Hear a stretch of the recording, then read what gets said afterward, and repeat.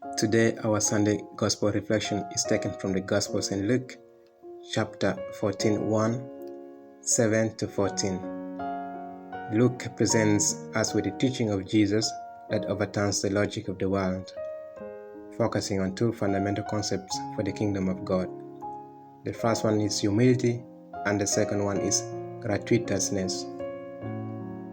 The Gospel presents Jesus in the context in which he was at the banquet in the house of a Pharisee, where the atmosphere was tense because all eyes were on Jesus.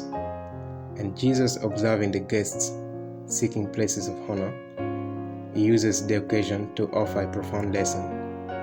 The first lesson is about humility.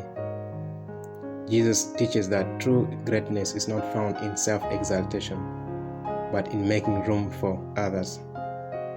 The logic of the world, which pushes us to show off, is overturned by the principle of the kingdom. Those who humble themselves will be exalted. This is not simply a rule of good manners, but a profound theological truth that reflects the heart of the gospel. And Jesus himself is a supreme model of humility, as described in the letter of St. Paul to the Philippians, chapter 2, verses 6 to 11. Although he was God, he emptied himself, taking the form of a servant, and humbling himself even to death on the cross.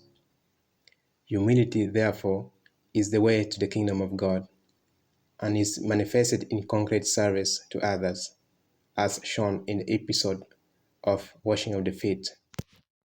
The second lesson from the gospel is about gratuitousness, and Jesus now addresses the host of the banquet. Jesus condemns the logic of reciprocity. Do ut des. I give so that you may give.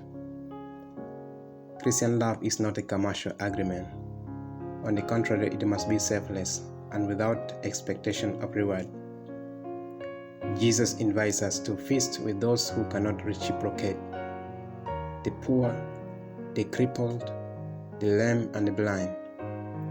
This is not only an act of genuine love, but also reveals God's preference for the excluded and marginalized. The motivation for acting with gratuitousness is not immediate gain, but the future reward that will be given at the resurrection of the righteous. In summary, Luke's passage shows how Christianity does not see humility as a weakness, but as a revolutionary force. Humility and generosity are not passive virtues, but the keys to understanding the nature of God and the way His kingdom works. Praise be Jesus Christ.